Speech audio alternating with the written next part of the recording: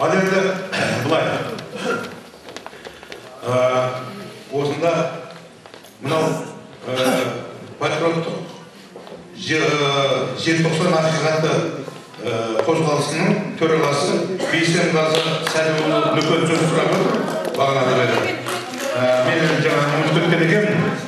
Сол Бейсенғазы қай аты?